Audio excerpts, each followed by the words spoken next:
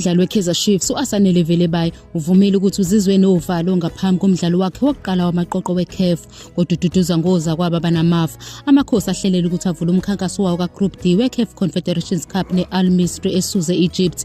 Ngesonto okusidla, uVelebayi uqale umdlalo wakhe wokuqala emzukwaneni wokuqala behlule AS Simba ngo-3-1 ukubonile ukuthi izinga lomqhudelwano selishobile. Lo mdlali wasophikweni uveza ukuthi sebeyihlolile iAl Misri futhi bayivuma njengeqembu elisezingeni eliphezulu, ayibeke ezingeni elifanayo nele-Al Ahly okuyinto iChiefs eyaziyo ukuthi iqembu eliqinile okukhombisa umdlalo onzima abasazobhekana nawo.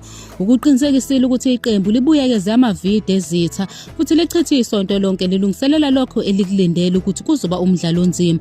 Lo mdlalo wake wadlalela iCape Town Spurs uyazazi izifundo zomqhudelwano weContinental futhi ukugcizelela ukuthi ukuthola i-clean sheet bengekho ekhaya kungaba yinzuzo enkulu emkhankasweni wabo. Uvelebayi uqhube wathi lokhu kuwumzuzu omkhulu kuyena kungokokuqala evakashele Egypt, kanti nakuba elindele ukuthi inselelo ibe nzima kodwa uyibheke ngabovu.